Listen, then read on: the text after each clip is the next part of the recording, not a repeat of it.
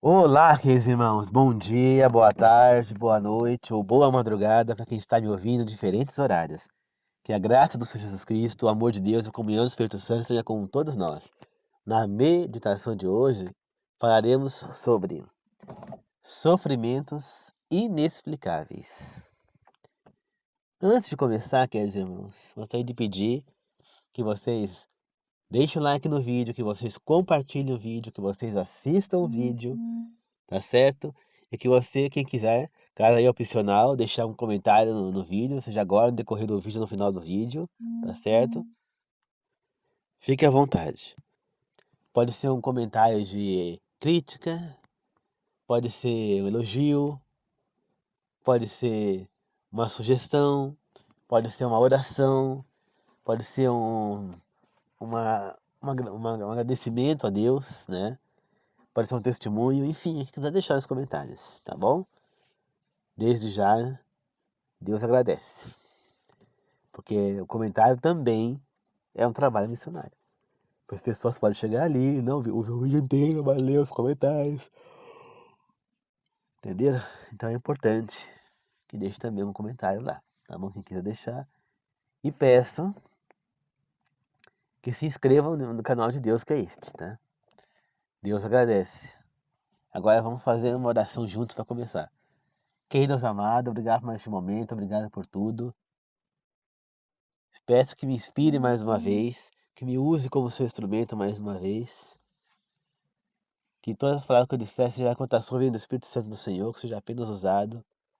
Que os três maiores professores do mundo estejam aqui para nos ensinar, Deus Pai, Deus Filho e Deus Espírito. Que assim seja. Eu peço que ilumine as pessoas que estão me ouvindo e a mim também, para que juntos possamos aprender e pôr em prática tudo que será ensinado aqui neste momento. Que assim seja, eu oro e peço pelo nome do Senhor Jesus Cristo. Amém. Queridos irmãos, a gente vê na Bíblia, em um momento bem específico, um grande sofrimento inexplicado, que é o sofrimento de Jó, né? Jó era um homem fiel a Deus, era um homem que ele era realmente fiel, e você vê que depois de tudo que ele passou, ele permaneceu fiel a Deus. Você vê que ele perdeu tudo que tinha, ficou na miséria de um segundo para o outro, ele era milionário, ficou na miséria de um segundo para o outro. Imagina, um cara milionário feito o Ike Batista, o, o Bill Gates, o Steve Jobs, aí o criador do Facebook, Mark Zuckerberg lá, ou esses artistas aí, o Ratinho, por exemplo, pegar o Ratinho que é milionário. E de segundo pro outro ele ficar na miséria, perder tudo. Né? Pensar assim, ele foi demitido do SBT. A emissora dele lá de rádio e televisão desmoronou. Não tem mais. Desculpa, eu tô com um pouco de tosse. Né? E ele tá desempregado, não tem mais. A fazenda dele foi destruída. Caiu lá um meteoro, matou todos os animais das fazendas. A plantação de café dele foi destruída por, por gafanhotos e pragas lá caindo lá. Enfim, ele ficou sem nada. Foi exatamente isso que aconteceu com o Jó. Mas não pode por aí. Vamos supor que depois do ratinho, além de ter perdido tudo que tinha, ficou na miséria. Os filhos dele estavam no almoço, a casa desmoronou e caiu em cima deles, morreram todos os filhos, a família toda. Sobrou só ele e a esposa.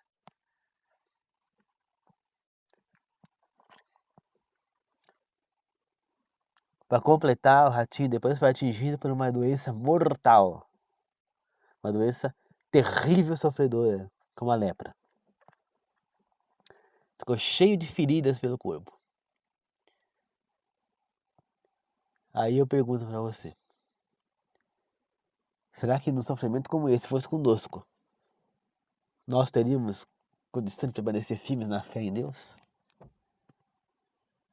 Pois Jó ficou. É um sofrimento que ele não entendia o porquê.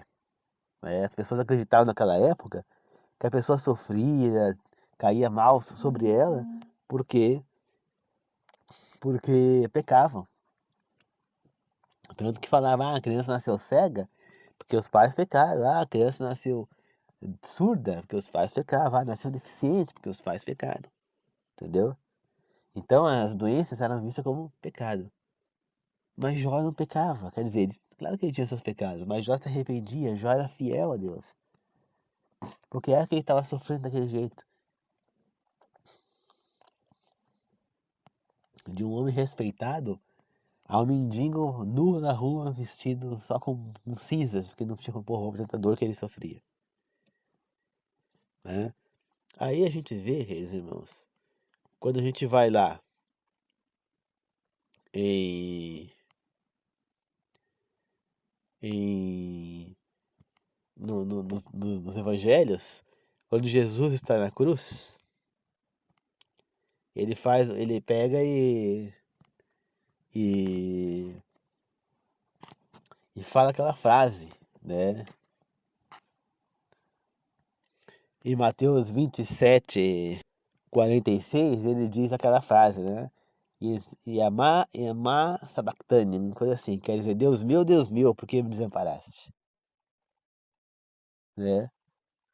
Porque Jesus sentiu um sofrimento terrível ali, não pela dor da crucificação, pela humilhação toda, mas porque todo o pecado do mundo caiu sobre ele. Ele sentiu algo que ele nunca havia sentido na vida. A pressão do pecado. Para nós, seres humanos, não parece tão pressão, porque a gente não conhece a vida sem essa pressão. Então, para a gente é normal. É que nem uma pessoa que nasce com a visão defeituosa, baixa visão, ou enxergando pouco. Para ela está enxergando normal, ela não sabe que ela está enxergando pouco, porque ela nunca enxergou direito. Aí quando ela pega, vai no oculista e põe um óculos, aí ela vê o mundo de outra cor, de outra maneira. Que nem, por exemplo, o menino do primeiro ano, que eu dei aula para ele, lá em São Paulo, né? No céu, lá em São Paulo. Escola da prefeitura, né? Não era voluntário. Ele estava afastado quando eu entrei, aí de repente ele voltou, aí tinha sido feita uma remodelação do mapeamento. E ele foi posto no fundo da sala. Eu falei, vai lá no fundo, só entra aqui na cadeira lá, porque as outras estavam ocupadas. Ele foi lá. E aí, conforme foi indo a aula, ele começou a chorar lá no fundo. Aí a professora foi lá ver porque ele estava chorando e ele falou que ele não estava enxergando na luz. Aí então pôs ele pra frente. Ao invés dele vir falar, ele começou a chorar. Né? Aí foi feito exame de vista nos alunos e ele não via nada. Ele tinha um grau de miopia altíssimo. Tão alto que ele não pôde nem fazer o óculos para ele enxergar o certo. Porque ele não ia suportar. Né? Não ia conseguir usar o óculos. E aí fizeram um óculos lá para ele. E quando ele foi lá a primeira vez de óculos, ele virou um outro aluno, sorridente, feliz, contente, porque agora ele estava vendo. Então muitas vezes a pessoa não vê, não é? Então a mesma coisa somos nós com o pecado. Nós nascemos com o pecado dentro de nós, com essa pecaminosa. Então a gente não sabe o que é viver sem isso. Porque a essência pecaminosa já está presente na gente já desde o nascimento. Por mais que a gente nascidos e durante o tempo de criança a gente não pecou ainda, mesmo assim, o sofrimento do pecado, ele já não atinge a gente como atinge a Jesus. Porque Jesus não tinha essa essência pecaminosa. Né? Porque lembre-se que Jesus, ele não foi gerado por um óvulo de mulher e por um espermatozoide humano. Não. Deus fez com que aquele óvulo fecundado surgisse no útero de Maria. Né? Muito provavelmente, se a gente for levar em conta que Jesus nasceu sem uma relação sexual de Maria com o homem, a gente pode entender que muito provavelmente Maria também não era mãe de sangue de Jesus. Quando a gente entende hoje que existe a barriga de aluguel, onde o médico vai lá, introduz um óvulo de outra mulher com o espermatozoide do marido, do útero de uma mulher para servir de barriga de aluguel para um casal, por exemplo, porque aquele casal não pode ter filho, a mulher às vezes não pode engravidar, tem um problema, então faz esse tratamento para que o casal tenha um filho através de uma outra barriga, já que a mulher não pode gerar. Deus pode ter feito a mesma coisa já naquela época, com Jesus. Ou provavelmente fez. Jesus não tinha nem o sangue de Maria e nem o sangue de José. Por isso, Jesus ele nasceu como Adão, sem nenhum pecado. Nem a essência pecaminosa ele tinha. Entendeu? Nem era, provavelmente. Porque ele não era filho de humano. Jesus não era um humano ali normal, né? Ele assumiu uma forma humana, um corpo humano, mas ele não era um ser humano. Ele era um Deus encarnado. Então, ele não tinha esse pecado, ele não conhecia. Quando o pecado do mundo inteiro, de todo mundo, caiu sobre Jesus, foi uma aparição muito forte, que ele começou e ele não suportou aquilo de tal maneira que ele acabou estourando seu coração e ele morreu, né? E o sofrimento dele foi tão forte que antes de morrer ele gritou essa frase, né? Deus meu, por que me desamparaste? Então, queridos irmãos, será que hoje em dia nós estamos tendo algum sofrimento que é inexplicável? Por que será? Eu posso falar, por exemplo, que para mim foi uma coisa inexplicável. Por que eu bati o carro? Por que será?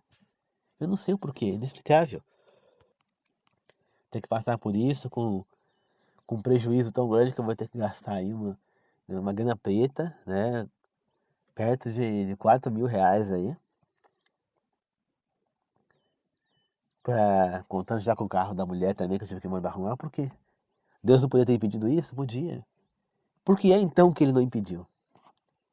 Porque ele tem algum propósito com isso. Ele tem alguma coisa a me ensinar. Ele está me protegendo de algo maior. Mas é inexplicável. Principalmente para uma pessoa que não tem fé, que usa somente a lente humana, isso é inexplicável. A pessoa só vai enxergar. Ah, é porque você foi barbeiro? É porque você foi um mau motorista? É porque você é isso? É porque é aquilo? É porque estava correndo? É porque eu não estava correndo, porque tinha lá onde eu bati o carro, são duas lombadas. É uma diferença de mais ou menos. Eu acho que não dá nem 10 metros uma da outra. Tem uma lombada, como ali é uma área escolar, tem duas escolas naquele pedaço, então ali atravessa criança, coisa, então sai muito ônibus escolar e tal, então tem duas lombadas, uma antes da rua que dá nas duas escolas e uma depois. Tem uma proteção ali, né? Então eu acho que deve dar ali uns 10 metros mais ou menos. Então eu passei numa lombada, a primeira, então eu não poderia estar em alta velocidade na segunda, né? Porque é muito pertinho. Então, queridos irmãos, então, mas as pessoas olham para esse lado. Ah, o fulano bateu o carro de novo, porque não sei o quê, né? Falar de novo, eu bati o carro, acho que até hoje, 4 vezes. Uma foi porque eu olhei pro lado, porque a pessoa que estava do meu lado me distraiu, né? Mostrando alguma coisa, fiquei olhando, e eu perdi a direção. Quando eu vi o carro estava indo para um barranco, eu virei pro outro lado, aí pegou no outro barranco, eu virei para cá, virei pra cá, e acabou batendo um pouco no barranco e quebrou um pouco o carro do lado. A segunda vez que eu bati o carro foi porque eu fui com o carro até Mogi e eu fui ver a escola que eu ia fazer o concurso. E aí, quando eu tava voltando já pra vir embora, eu fui parar eu fui olhar no celular pra colocar no mapa, no GPS, pra onde eu tinha que ir, porque eu não sabia. Não conhecia aquele pedaço pra voltar. Aí, eu fui mexer no celular, tava andando com o carro bem devagarzinho, inclusive, só que o farol fechou e o indivíduo parou no farol lá na frente. E eu não distraí, não, quando eu ouvi, tentei virar ainda, bateu o carro lá de lado nele e também tive um prejuízo grande, né? Tive que ir até de guincho pra mecânica. A terceira vez foi, foi que eu bati no carro da mulher ali, né? Em Itaiaçupé, aqui na região próxima, que, que eu peguei, era um cruzamento, ponto cego, né? Então eu saí, tinha uma depressão, aí também tem uma distância de mais ou menos uns 60 metros, e aí tinha depressão, aí tem 60 metros, aí tem uma esquina. Só que a casa da esquina, a mulher fez um muro, né, e avançou muito, na minha opinião, para a esquina. Aquele muro eu tinha que ficar mais para trás. Então, quando eu chego na esquina, eu tenho que ir mais para frente para poder enxergar. Então, quando eu cheguei eu estava quase no meio da rua, a mulher surgiu. Eu tentei brecar, o carro derrapou, porque tava chovendo e eu bati o carro no carro da mulher. Foi a terceira vez que eu bati. E a quarta foi essa agora, né? Então, queridos irmãos, eu não costumo ficar batendo carro, mas com coisas que aconteceram. Aí eu falo pra você, será que não foram livramentos? Que nem lá em Mogi. Se eu não tivesse batido, será que eu não teria sofrido um acidente pior depois? Não sei. Se Deus permitiu que acontecesse, será por algum motivo, né? É um aprendizado. Ninguém aprende fazendo as coisas só certo. Muito difícil.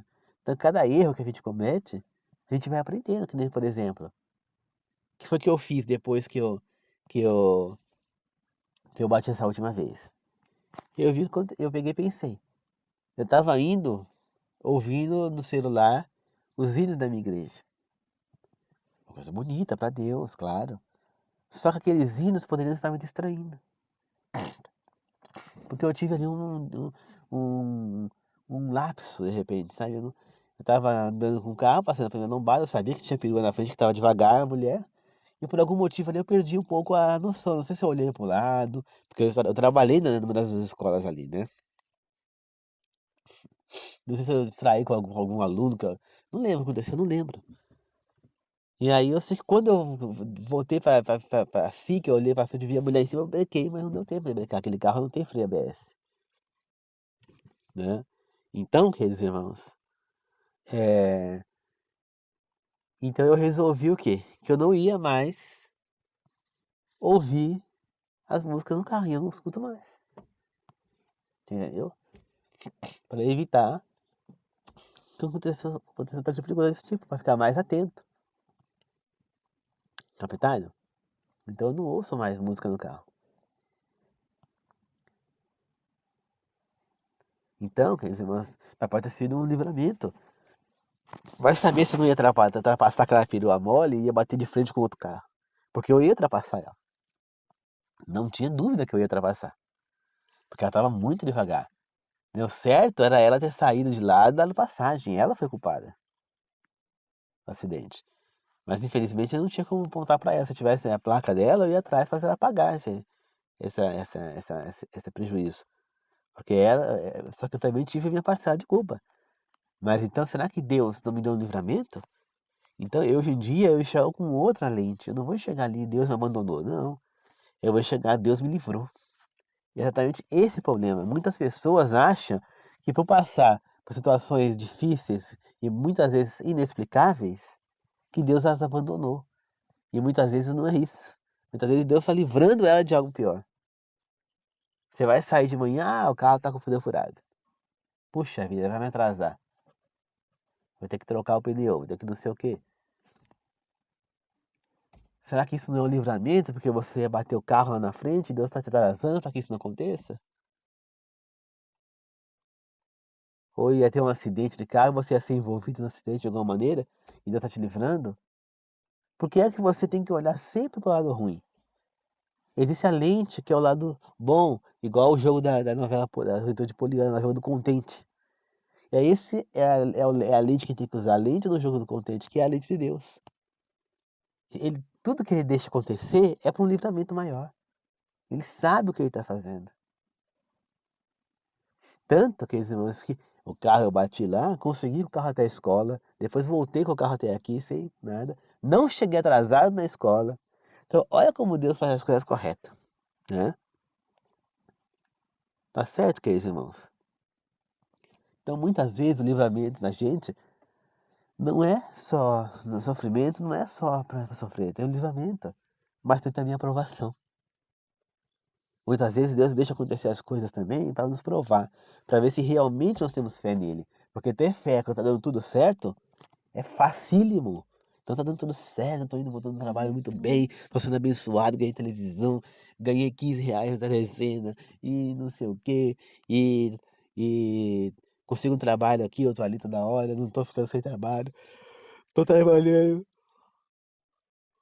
tô conseguindo levar as coisas tudo direitinho. Tô feliz. Tive livramento ainda dos problemas que eu tive na outra escola, tudo mais. Tô feliz.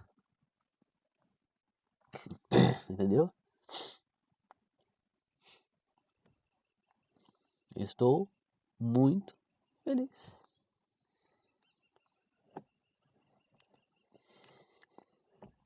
Capitaram? Então, queridos irmãos, a vida é assim. Nós temos que entender que, que nem sempre a gente vai conseguir fazer o que é certo. Mas que Deus está vendo tudo. Ele está vendo nossa luta para fazer o que é certo. Está vendo nosso arrependimento. E nós temos que entender que nem tudo que acontece na nossa vida é porque nós pecamos, ou é mal, ou porque Deus nos abandonou. Simplesmente Ele está tentando, Ele está provando a gente. Porque só vai realmente para a vida eterna, somente lá para o paraíso, somente vai viver, vai entrar nesse lugar para viver essa vida, aquelas pessoas que realmente tiverem fé em Deus, tiverem uma fé sincera, que passarem nas provações. Não vai ser uma nem duas. Você viu que Satanás fez Jó ter várias provações lá. Você viu que Satanás fez ele perder tudo que ele tinha, fez ele perder os filhos, fez ele perder a saúde. As 3 provações e juntas, 10 filhos ele perdeu, 7 homens e 3 mulheres. Olha só, gente, não foi um filho, não, foram 10. 10, uma vez só. E mesmo assim, Jó se manteve firme e forte na fé do Senhor e foi recompensado. Você vê que Abraão, mesmo vendo o filho, o sobrinho dele lá, Ló, ser entregue, ser levado escravo lá pelo exército vencedor lá, os 5 reis, Abraão não perdeu a fé em Deus. Ele foi lá para resgatar o sobrinho, né?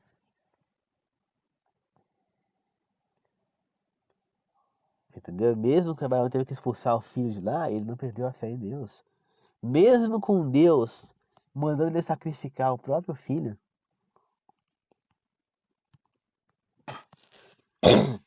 Deus não,